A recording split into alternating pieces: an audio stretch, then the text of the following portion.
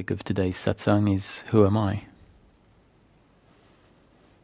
Because of the way that we've come to see life and see who we are through a set of beliefs, and that we see life as a linear progression based on cause and effect. When a question is presented, we try to answer the question using our mind. But this particular question, who am I, doesn't have an answer. Doesn't have an answer that we can write down. Doesn't have an answer that we can put into words.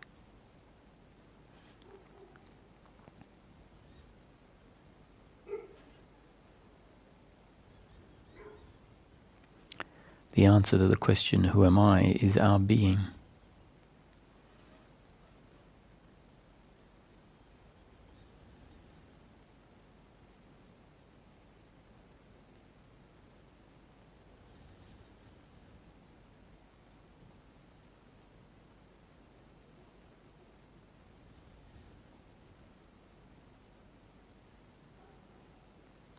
This place of being is found outside of the mind.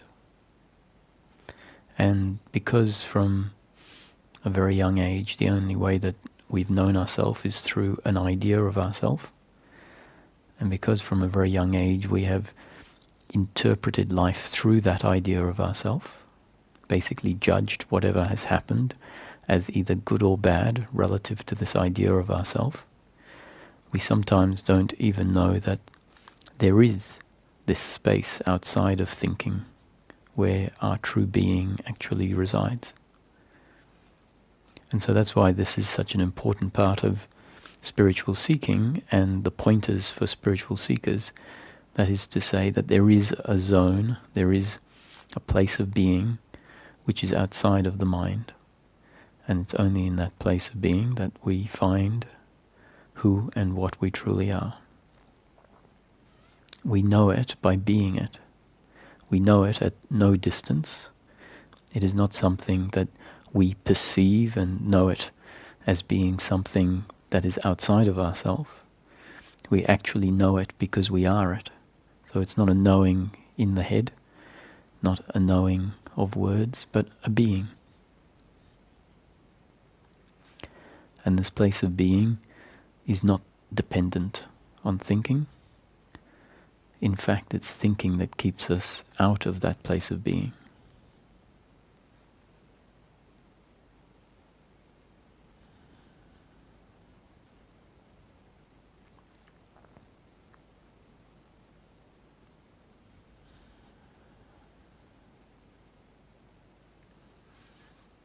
So why is it that this place of being where I am, where we know ourselves, is sometimes not even recognized to be there, not even known to exist?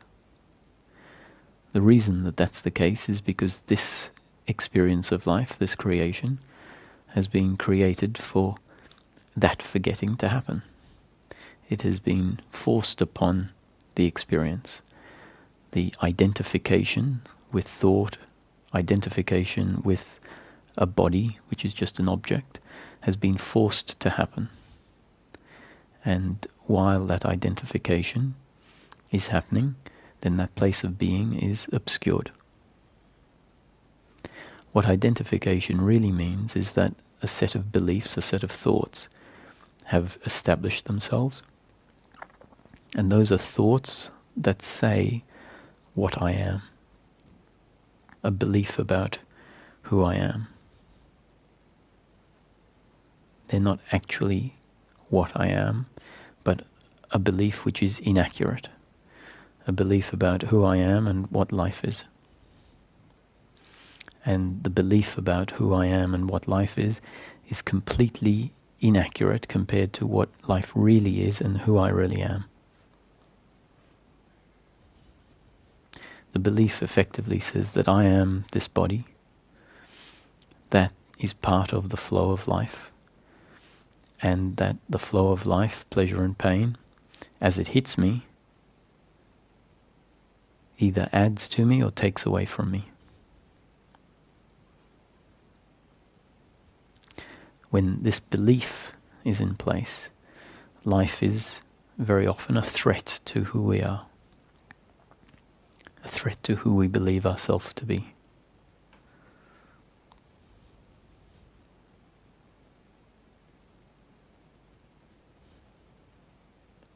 This idea of who we are, this false set of beliefs about who we are, is where all suffering stems from.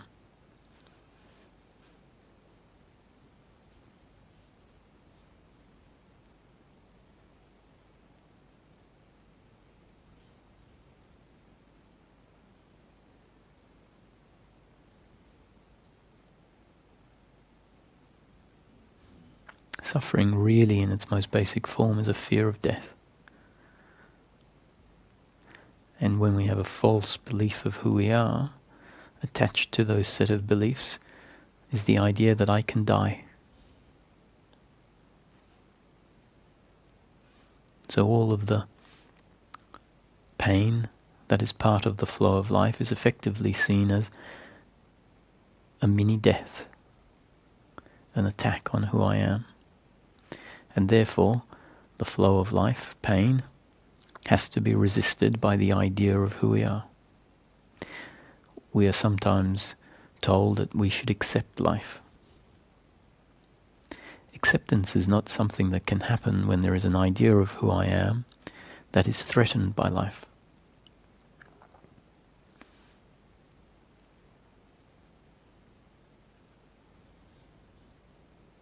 If that was the case, if I have an idea of who I am that is threatened by the flow of life, threatened by pain in the moment, then that idea has to react to life. That belief, that set of beliefs of who I am, has to react to life in a resisting way. It can't happen any other way, and therefore non-acceptance is generally what happens when this idea of who we are exists. This is actually great news because it explains why there is so much suffering in life. And it also suggests that in the absence of this belief of who we are, what we really are might be something very different. What we really are might know that it's not threatened by the flow of life.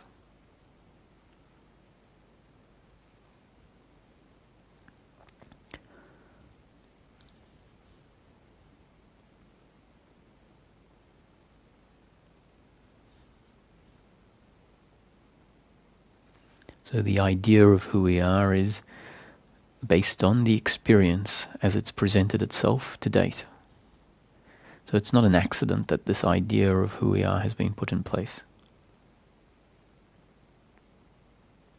It's actually been supported by the evidence as it presents itself moment after moment. It's been supported by the way that the experience in the moment has been created to be experienced, how it's been created to be felt.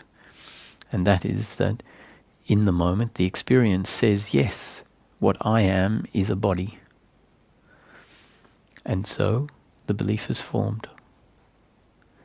Life puts in place the experience and the false beliefs. And as a result of life having put in place the false beliefs of who we are, life also puts in place the resistance to the flow of life. The suffering, the guilt, the blame, the pride, the worry, and the expectation.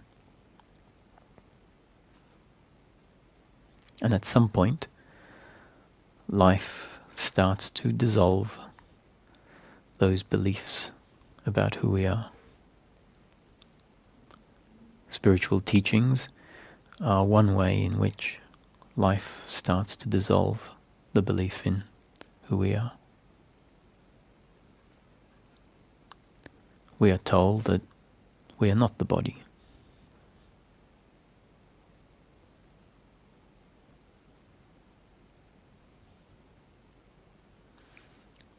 We might hear that what we are is formless. What we are is ever present and unchanging. What we are is invulnerable and not threatened by the flow of life. What we are was never born and will never die. Now, for us to hear this is not really enough. Life also needs to conspire for the message to penetrate deeper.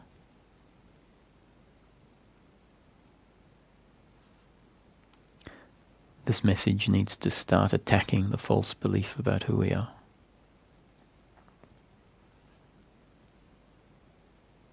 Simultaneously,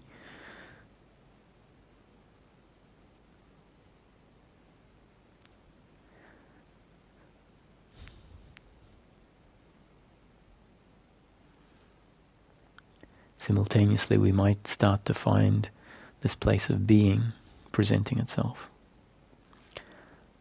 A place that starts to demonstrate the accuracy of these statements. In the place of being, the body sensations and feelings can fall away. It can be apparent that the awareness, which is aware of the momentary experience, is prior to the body. That the awareness doesn't stem from the body. That the body is actually arising inside of awareness.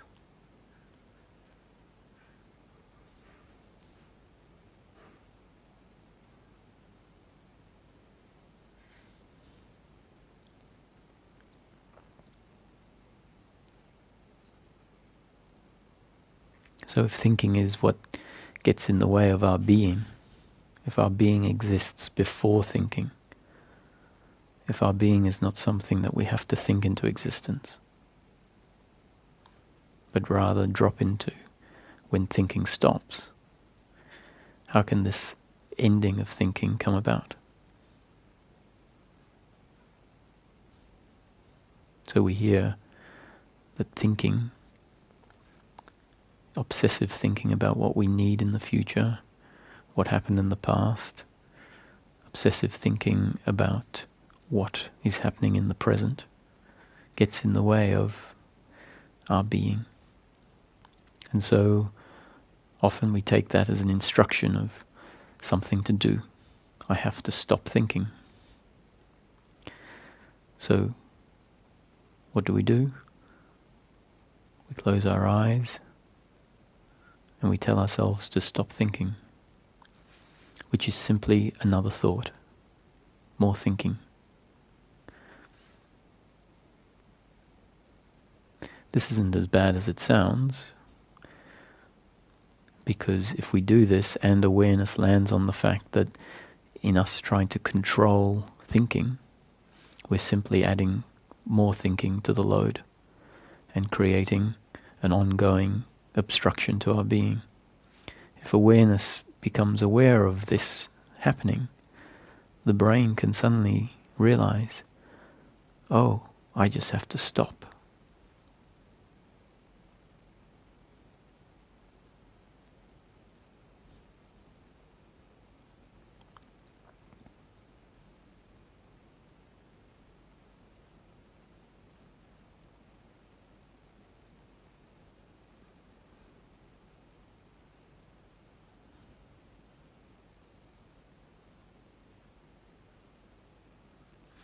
So, two of the great Advaita teachers of the 20th century,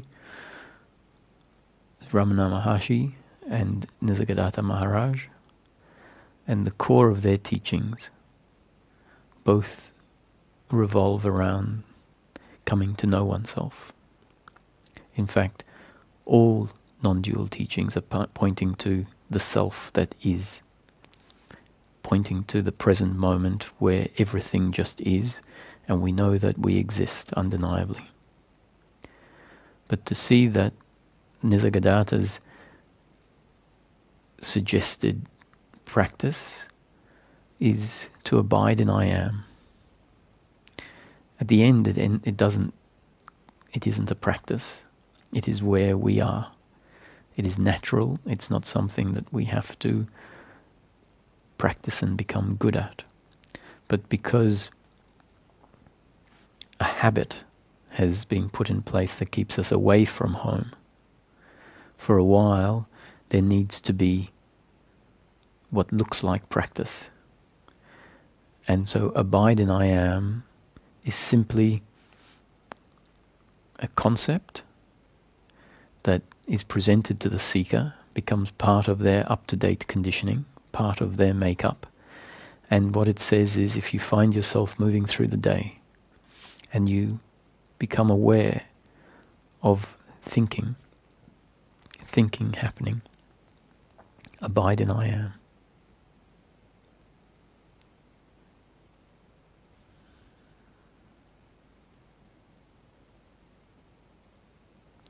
What that really means is recognize that the thinking, although somewhere in the system we believe it to be helpful, is actually what gets in the way of us knowing ourselves.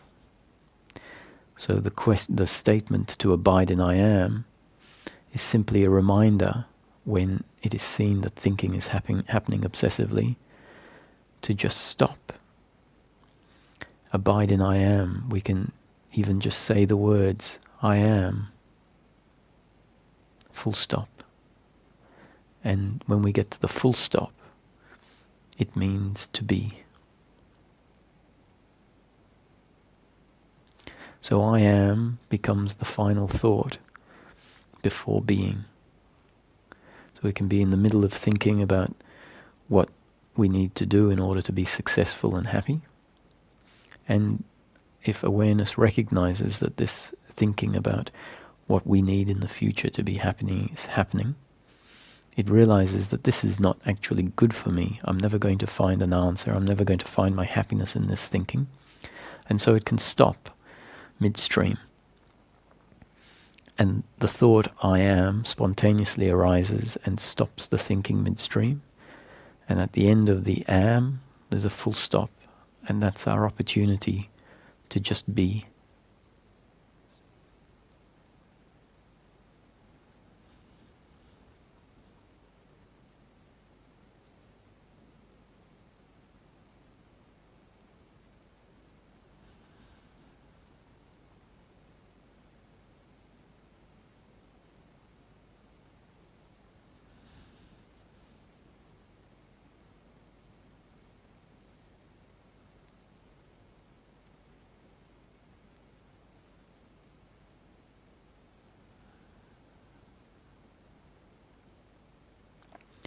At first, when we practice this abiding in I am, we might find that the thinking stops for a millisecond.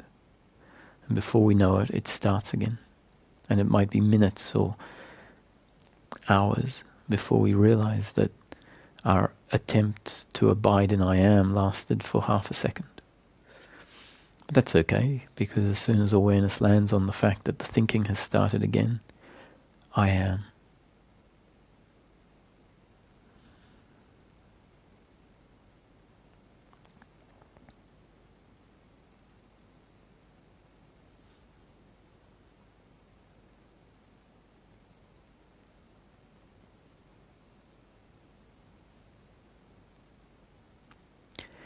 And as we do this throughout the day, we could do it 20, 30, 40, 50 times.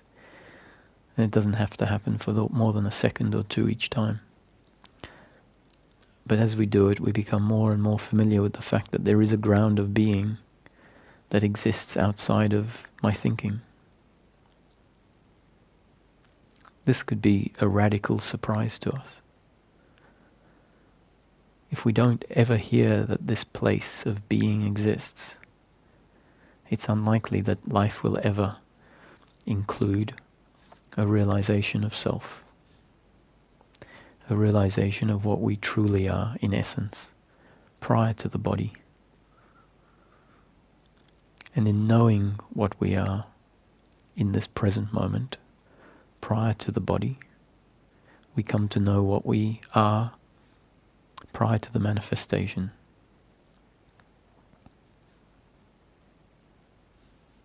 We'll never be able to experience that, because what exists prior to the manifestation is consciousness at rest. Consciousness that's not even aware of itself. In being, there is an awareness of consciousness. consciousness becomes aware of itself, and as a result there is a self-contenting peace that pervades through the moment. Consciousness at rest, which is prior to the manifestation, doesn't even know it exists. It is not aware of itself. So we can never know that state, but by knowing what we are as consciousness in the manifestation, that becomes the bridge between the unmanifest and the personal consciousness. The I am is the point in between impersonal consciousness and the personal expression of the human being.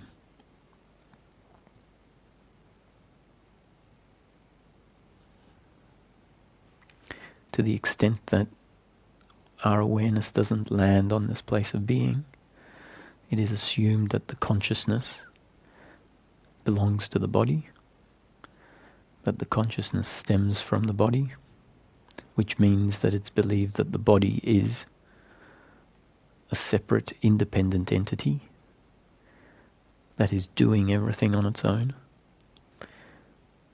and that becomes the idea of who we are. I am this body that is separate from everything else, is not connected to anything, and that this body must be the entity that I am. This body is the source of the consciousness that functions through it. This is a radically wrong idea about who we are. It is the idea that keeps us disconnected from source. What the human being really is impersonal consciousness, identified to a particular body and functioning through that body as a vehicle. And when impersonal consciousness functions through that body as a vehicle, it then presents itself as the personal consciousness that is colored by the characteristics of the body. That becomes the Roger-ness. But what comes into Roger is free of personality, free of characteristics. And it's that consciousness that comes in that moves through Roger and directs all of the actions that happen through Roger and in fact through everyone else. Come to know ourself for what we really are. Come to know the human being for what it really is. And then we come to know every other human being as being the same.